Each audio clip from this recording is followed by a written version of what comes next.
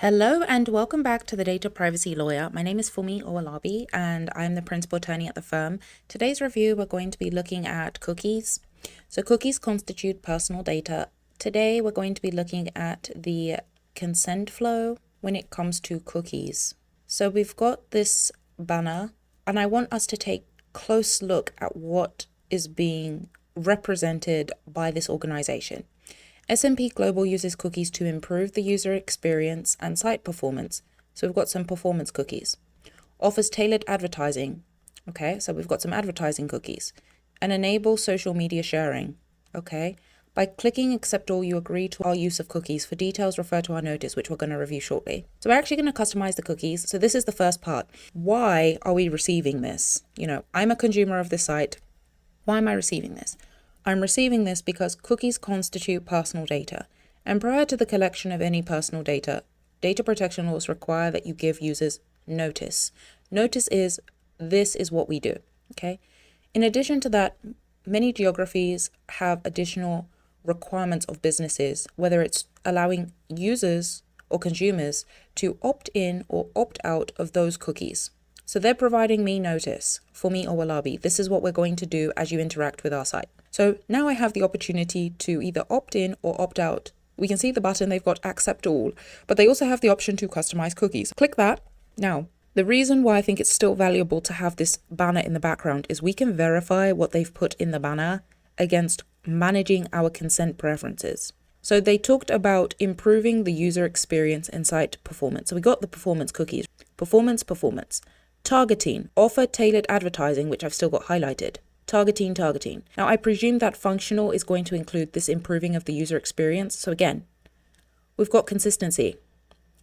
And then they've also got strictly necessary cookies. And this is always going to be active because this allows the site to actually function. So we can see here that their preference center aligns with the banner that they've told us what they're using our cookies for. This is very important. And the other thing I want to bring to note is you can see this is powered by OneTrust. OneTrust is a third-party provider that facilitates or allows businesses to create this consent management platform. And what happens in the background that we as consumers cannot see is as I interact with this site, you can see a couple of them are off, right?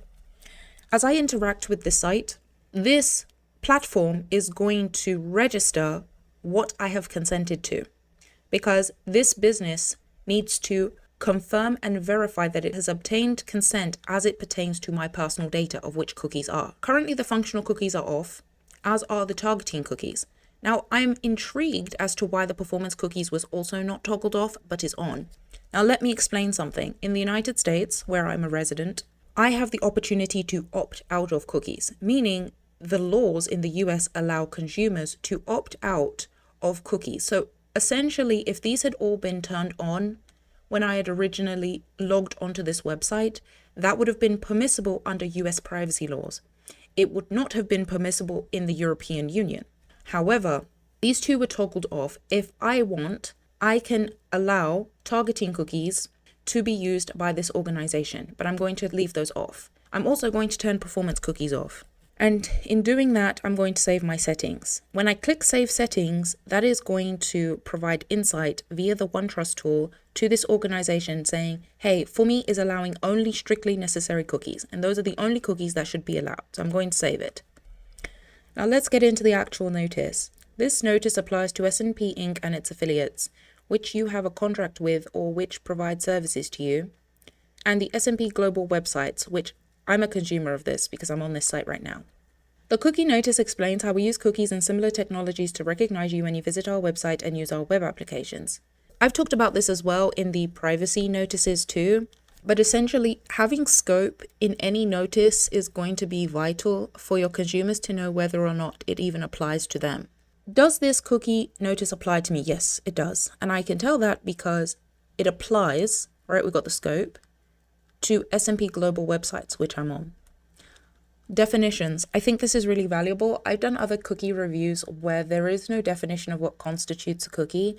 Most lay audiences, I'm just going to hover over products, right? The product of this organization is data analytics, research and insights, rating and benchmarking indices, right?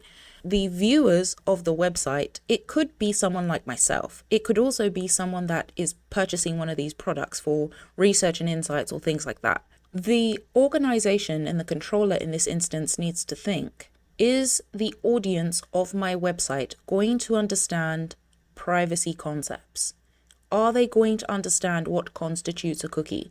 Most people do not. They know that a cookie exists because they see the banner, but do they understand the ramifications and how it relates to their personal data?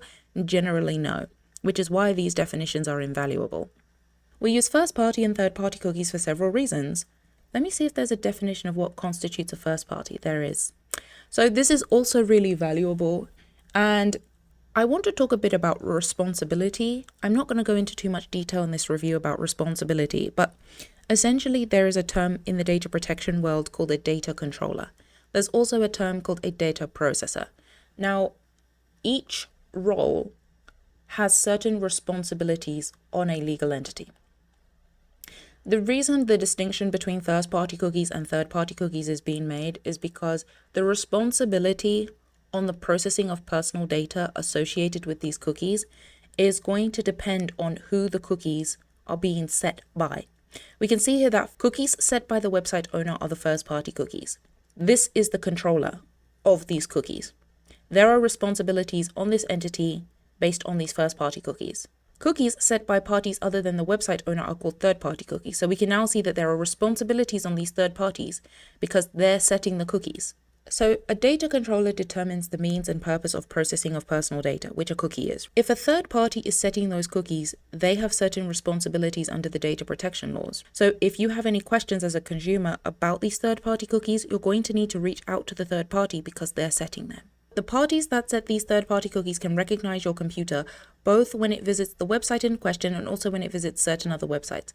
Here, this sentence, we're looking at the purpose and the means. We're looking at those controller responsibilities of these third parties when they set the cookies on this business's website.